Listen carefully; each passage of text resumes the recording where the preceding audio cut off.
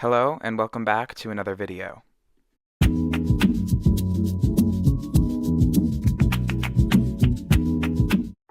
Today we are going to start customizing a Blythe doll for the first time.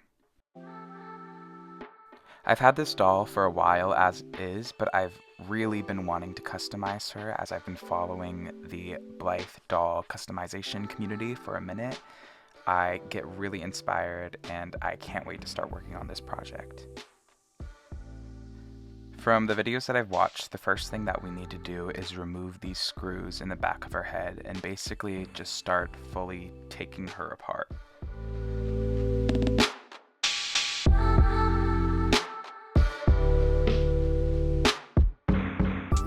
Once the screws are out, I put them in this little earring case so that I don't lose them because they are so tiny and I would not know where to get a replacement.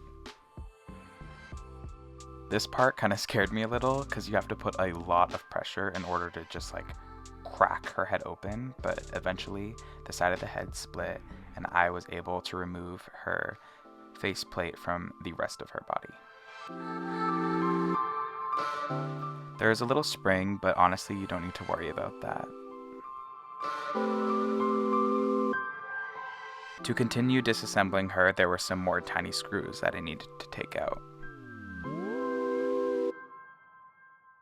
When her faceplate was fully detached, it was time to take out her eye mechanism.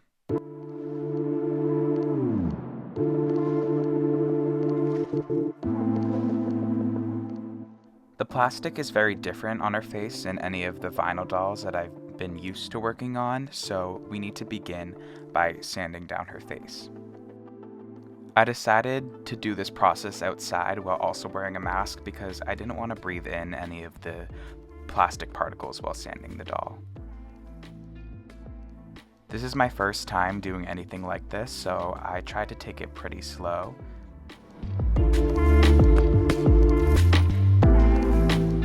I know a lot of Blythe doll customizers like to get really creative during this part by using sculpting tools to really make the face their own, but since it was my first time, I wanted to keep it pretty simple, but I did try to change the face shape a little bit. I wanted to make the lips a little bit fuller and I wanted more of a button nose rather than the pointy nose that she had.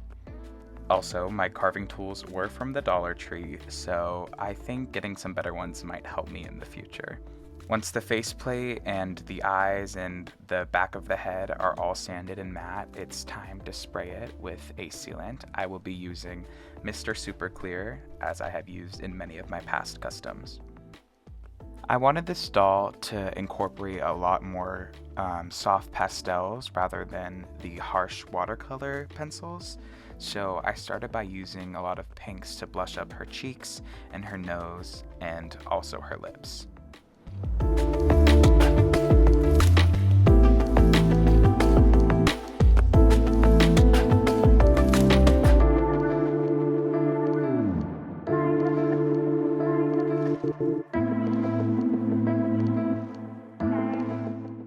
I used a lot of pinks in this face up to contrast her green hair, but in the future when working on different Blythes, I would love to experiment with all different types of colors and maybe even different patterns or drawings on her face. I then went in with some watercolor pencils and different shades of green so that I could start, or at least try, to draw her eyebrows.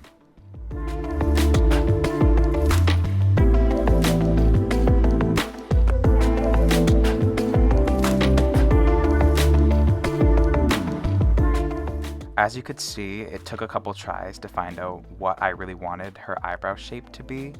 I went back and forth with thinning and making them thicker and then sometimes changing the placement of them, but I ultimately ended up with these upturned eyebrows. I think they make her look cute and anxious. I tried to add more depth to her eyes by adding a bit more pink around the circle and then some more blush under the chin. I'm basically just trying to build up as much color as I possibly can during this process. It's definitely not something that I'm used to. I feel like when working with watercolor pencils and vinyl doll heads, they take the color pretty easily. So I'm wondering if maybe I should try some other different materials or maybe paints next time. But I really do love the soft look that the soft pastels have to offer. I like to add beauty marks and freckles to my dolls, so you can see me here doing a little bit of that.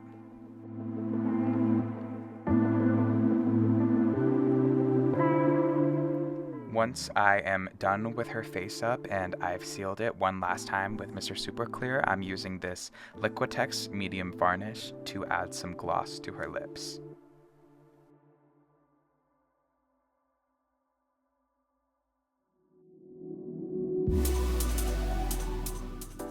To prevent her lips from staying sticky from the gloss, I try to do a really thin layer.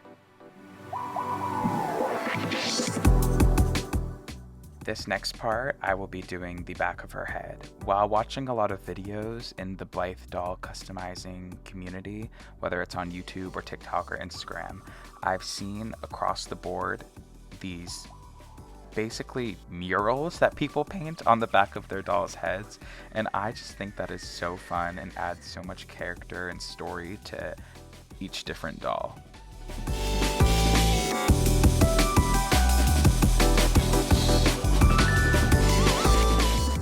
I'll be using watercolor pencils to illustrate the bunny character Miffy on the back of my doll's head.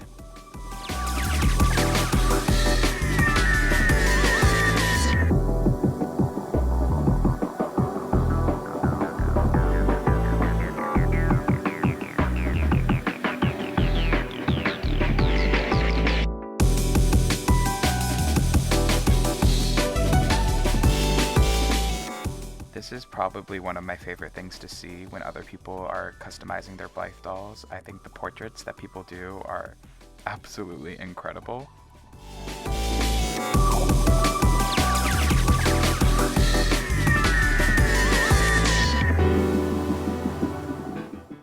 And to finish up my simple little drawing, I'll be signing and dating the doll. That's me exposing that this was actually done in 2024.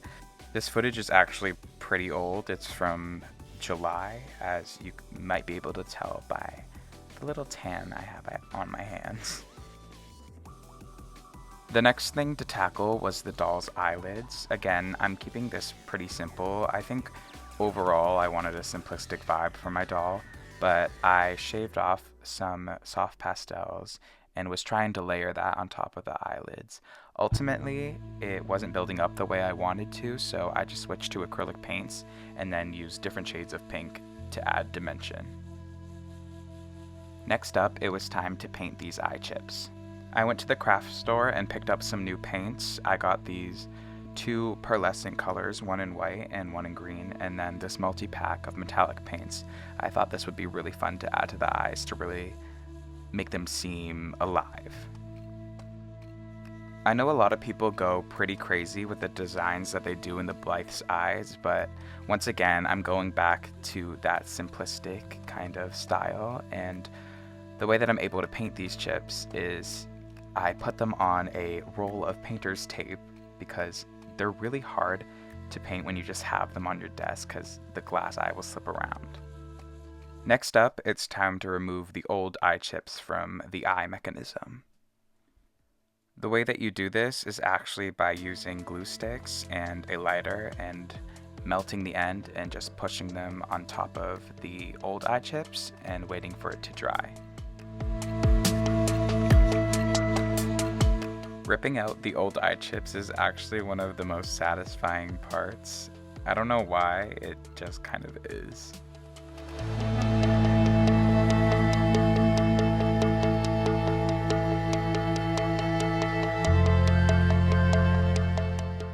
It's not going to work every single time, but that's okay because you just have to relight the glue stick and try again. When testing to see if the chips would fit in the eye mechanism, unfortunately I discovered that they would not, despite reading reviews and thinking that these were the correct size. This definitely threw me for a curveball because I didn't know how to get them in, and also I wasn't going to start using resin like I've seen other artists do, so I thought that maybe I could try and carve out the eye socket to be able to push the glass eyes in. The scissors were not very effective and I was really just chopping up the eye socket. Luckily, I had this sanding drill. I actually didn't even know that I had this, so for future projects I might be able to use it when carving the face. This was definitely the scariest part of the entire project because it was my first time using this tool and it goes really fast, and if you shave off too much then you're kind of out of luck because this is the only eye mechanism that I had. Luckily, I was doing fine and it ended up all working out.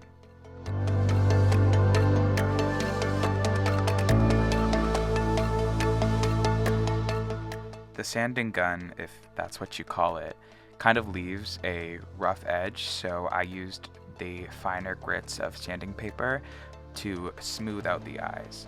I definitely didn't do a perfect job, you can kind of see it on the final doll, but it was my first time and honestly I still think it looks good. I glued in the eye chips by using super glue to make sure that they would stay and I wouldn't fear that they would pop out in the future. I'm just absolutely obsessed with how this metallic paint looks on the glossy eye chip. Ugh, I can't wait for the end. To replace the old eyelashes, I picked up this new pair of human false eyelashes from the dollar store. I actually only ended up needing only one of the eyelashes, I just cut it in half. With a lot of super glue and patience, it ended up working out. Once the eye mechanism is popped back in the head, it's time to fully assemble the doll. Here you can see me working on the strings for the doll's eye mechanism. This is definitely not a tutorial because it was my first time, as I mentioned before, but this part was honestly not as tricky as I thought it was going to be. It was just a little tedious.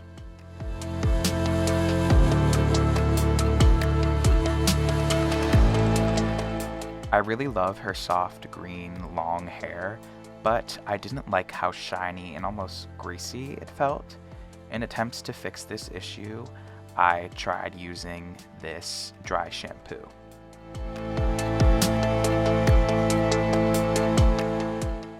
I think it definitely helped reduce a lot of the shine.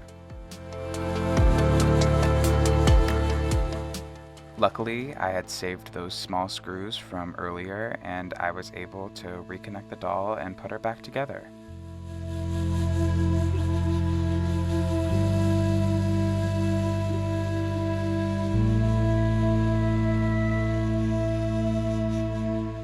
One of the last steps in customizing this doll is to add some charms to the pull strings for the eye mechanism. I used an old Urban Outfitters necklace that I had because I loved the beads and I didn't really wear it much anymore, and I thought it would have better use with this doll. Now it's time to pick out her outfit. First I'll be using this blank white Rainbow High t-shirt paired with this sort of t-shirt dress that I found at the thrift store, and then these Bratz Boys pants. And finally, Rainbow High Junior High shoes. As a reminder, here's how Blythe looked before, and here's how she looks after. I really enjoyed this process. It was definitely intense and long, but Blythe doll customization is really a labor of love. I think she's cute while also being a little creepy, and that's just what I love to see in my dolls personally. The eye mechanism has to be the coolest part of Blythe dolls. There is just so much room for creativity and fun, and I can't wait to experiment with this way more in the future.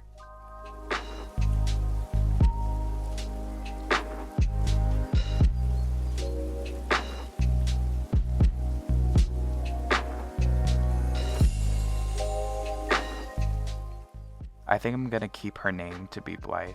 I don't know. I really like it.